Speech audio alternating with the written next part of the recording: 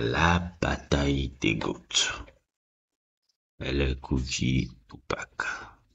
Vous avez vu dans mon classement top 50s, j'ai mis le gars qui est à gauche numéro 1 et le gars qui est à droite numéro 2. J'aurais même pu aussi mettre le gars qui est à droite. Quelqu'un qui me dit que LL Cool J est le plus grand rappeur de tous les temps, ça me dérange pas. Pas du tout. Et il mérite le du GOAT. D'ailleurs même, comme je le dis, l'expression GOAT vient de lui. C'est lui qui a créé cet acronyme-là, qui venait de son album Greatest of All Time, et qu'il a créé cet acronyme qui est devenu l'acronyme incroyable qui a pris toute la pop culture au-delà même du hip-hop. Hein. Ça va au-delà du hip-hop. C'est pour ça que je dis souvent, franchement, il doit même avoir un pourcentage économique derrière ça, parce que avoir un tel impact qui va même au-delà du hip-hop. J'ai dit non, et celui qui est à gauche, bon, on ne le présente plus, voilà, blablabla. Je crois qu'on a déjà assez dit ce qu'il est. Aujourd'hui, en fait, on va revenir, j'avais déjà un peu évoqué ça sur mon sujet sur Kid Ada Jones. Et je vais évoquer un peu une période particulière entre ces deux personnages-là, parce qu'il y a quand même eu un bif entre ces deux gars-là. Il y a eu un bif entre ces deux gars. Et comme je l'ai dit toujours, si vous voulez la version plus détaillée, plus,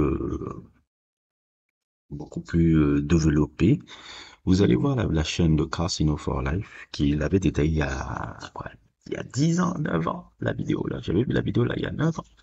9 ans, 10 ans, qui va vous détailler exactement bien comment ça s'est fait, le bif et tout entre les deux.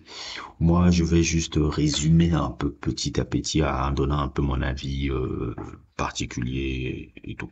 En tout cas, je remercie toujours ce casino-là. Il m'a appris énormément à lire même les dynamiques même entre les de la pop culture américaine urbaine un peu. J'ai réussi à apprendre à lire en regardant beaucoup ces vidéos. Bref, déjà, avant de commencer ça, il faut savoir que Tupac, une de ses idoles dans le hip-hop, je dirais même sa première idole dans le hip-hop, parce que c'était d'abord quelqu'un qui était très éclectique, il écoutait d'autres musiques, mais une de ses idoles dans le hip-hop, c'est Melly Mel et LL Cool J. LL Cool J est une idole de Tupac. Tupac a beaucoup travaillé son image de sex appeal en étudiant LL Cool J. Déjà, il faut le dire déjà. LL Cool J est une forte influence dans le style, le truc de Tupac.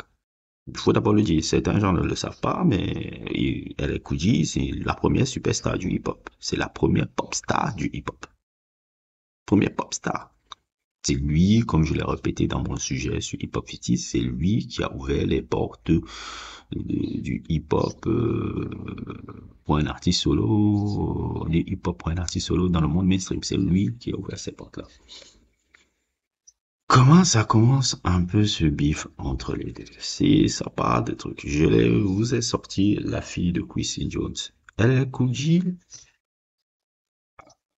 après avoir un peu eu une tension avec celle qui va devenir sa femme actuellement.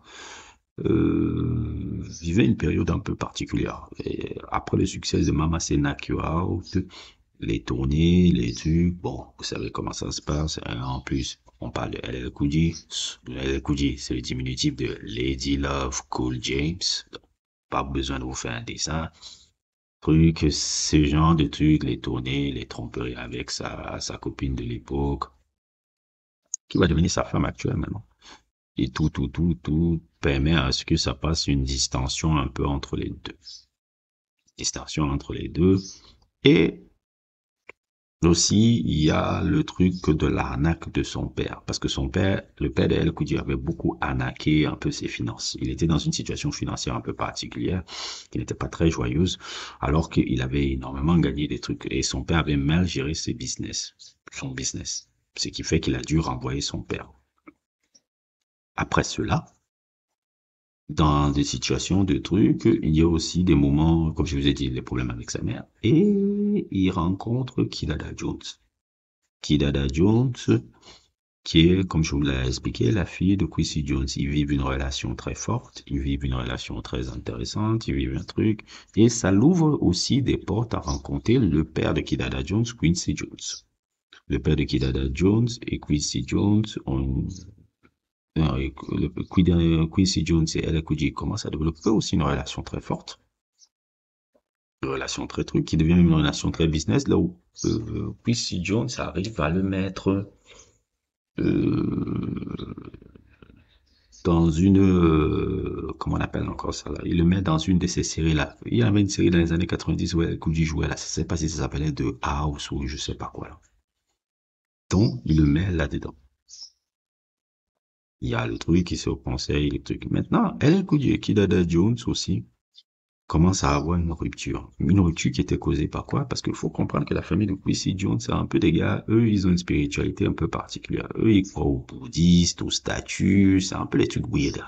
Ils ont un peu des croyances weird. Et Alain Kouji, lui, qui est un chrétien convaincu, il a toujours été effrayé par ça et ça l'a un peu fait peur, en fait. Ça l'a tellement fait peur, tellement un peu choqué qu'il est parti, il a fui. Il a plus, il a coupé toute relation avec Idada. Il est reparti avec sa première copine depuis l'enfance et autres, et tout, et c'est avec cette première copine qu'il est actuellement marié, et qu'il est actuellement qui est sa femme actuellement. C'est sa femme depuis cette période-là. Donc, il y a ce truc-là. Puis vient aussi la situation, comment Tupac entre alors dans l'histoire. Tupac, dans ses éternelles diatribes de l'époque où il faisait toutes ses interviews, fait une interview où il insulte un peu Quincy Jones, où il dit que Quincy Jones est une sorte, je paraphrase, de coon, qu'il aime seulement baiser les femmes blanches, qu'il n'a que des enfants jaune d'œuf mal cassé, bla bla bla, que c'est le genre de noirs comme ça là qu'il faut insulter parce que c'est les noirs qui font seulement les trucs pour pouvoir avoir accès aux femmes blanches. Bref, c'est un peu ça le truc. Une diatribe insupportable. Une des filles de Quincy Jones lui répond, elle s'appelle Rachida. Donc, il se répond un peu par médias interposés aussi. Dans une soirée, Tupac voit une des filles de Quincy Jones. Mais quand il la voit, il croit que c'est Rachida, alors que non, c'est la Kidada. Il vient et il essaie de venir s'excuser par rapport au comportement qu'il a dit sur le truc du journaliste. Et c'est là où, justement, il commence dans les discussions, il découvre un peu qui il est, elle est un peu surpris par sa personnalité. Je vous dis, le jutsu de Tupac. Oui. Montre l'image Doug, montre l'image Doug, mais dès qu'on parle avec lui, on voit le sophistiqué, intellectuel, ou arty, tout. Bon jutsu même qui m'a appris même à jouer, même d'ailleurs. D'ailleurs, même j'ai utilisé même ce code aussi là et ça m'a beaucoup aidé, ça, d'ailleurs. Bref. De là, il commence une relation avec Kidada Jones et de cette relation aussi, de cette relation, Tupac commence à avoir, comment dire, Tupac commence à avoir une relation avec Kidada Jones. Ouais. Ils ont une relation, ils font des trucs, et ils se réconcilient avec Quincy Jones. Et Quincy Jones devient un peu ce qu'il était devenu pour El Kouji, c'est-à-dire il devient un peu le nouveau mentor de Tupac. C'est-à-dire, c'est lui qui le ramène, comme je vous l'ai expliqué, tout, qui ramène Tupac dans le cinéma. Si Tupac a réussi à avoir quelques rôles après, là, alors qu'il était un peu mis de côté un peu dans le monde d'Hollywood, c'est grâce à Quincy Jones qu'il a remis dans quelques films qu'il produisait comme Gang Related. Je sais pas si le film Grindlock c'était aussi produit par Quincy Jones, mais il y a ces deux films-là, je pense, c'était des productions de Quincy Jones, si je me trompe pas. En tout cas, un des deux. C'est par l'influence de Quincy Jones qui revient dans le cinéma. De là, arrive alors la situation. Donc, vous voyez déjà un peu le schéma. Comme je vous ai toujours dit, les bifs entre les hommes, ça part autour de trois trucs. Pouvoir, argent, nana. Ça ne va pas plus loin. Ça part toujours sur pouvoir, argent ou nana. Voilà les trois trucs qui font que des hommes se fâchent violemment. Ça va pas plus loin. Maintenant, après avoir posé un peu le décor, qu'est-ce qui balance alors? Qu'est-ce qui fait que les deux là commencent à un peu avoir une empoignade? Tupac, toujours avec sa grosse bouche, son gros bagou, fait une interview où il dit qu'il peut battre Notorious, je crois qu'il dit qu'il va arriver à battre Rakim, il cite beaucoup de rappeurs new-yorkais. Rakim, LL Cool J, il cite énormément de rappeurs new-yorkais qui dit qu'il est en battle, il est bas. C'est le hip-hop, truc. LL Cool J, qui, comme d'habitude, a le mal alpha, se sent challengé. Quand il se sent challengé, qu'est-ce qu'il fait? Il va essayer de leur répondre dans un son, comment on appelle ça?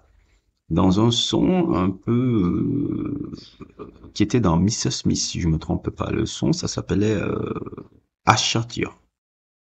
Ashatia, pourquoi? C'était à l'époque encore. Il faut comprendre que dans le contexte, c'est avant Idem hein. C'est à la période où on avait tiré Tupac en 94 là. 94, 94, c'est cette période-là. Et LL Cool J se moquait un peu de Tupac en disant que oui, toi tu es en train de chercher, en gros le morceau c'est un peu ça, toi tu es en train de chercher qui t'a tiré en 94, là, 95 dans le studio et autres et tout. Moi alors je dis que c'est moi, tu as fait quoi? C'est un peu comme la provocation, un peu autre et tout, tout. Et il a encore la version remix qu'il a faite où il a invité tous les rappeurs New York qui étaient signés sur Def Jam un peu, c'était presque une course contre contre Tupac un peu. Donc c'est ça là où ça amplifie un peu le bif entre les deux.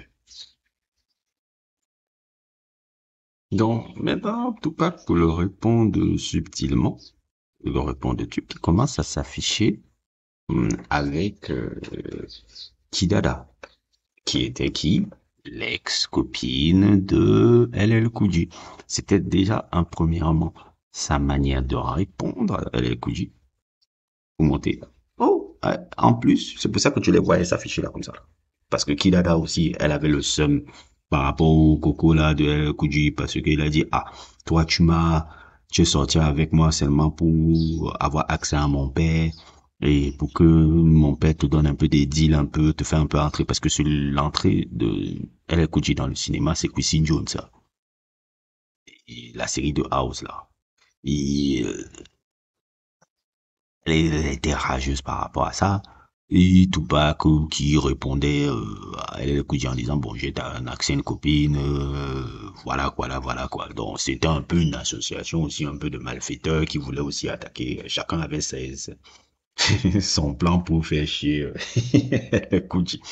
Bref, donc de ça on part maintenant dans la situation où il y a je crois que c'est Idem. C'est tout ça, c'est avant Idem Up, il y a tous les trucs. Après, il y a justement la chanson Idem Up et une version où Tupac, il y a une version de Idem Up qui a été changée après, qui est sortie dans Until at a Time dans un autre titre où il avait dissé, il avait inclus aussi LL Cool J dans le 10. Il avait inclus LL Cool J aussi parmi les rappeurs new-yorkais qui voulaient disser.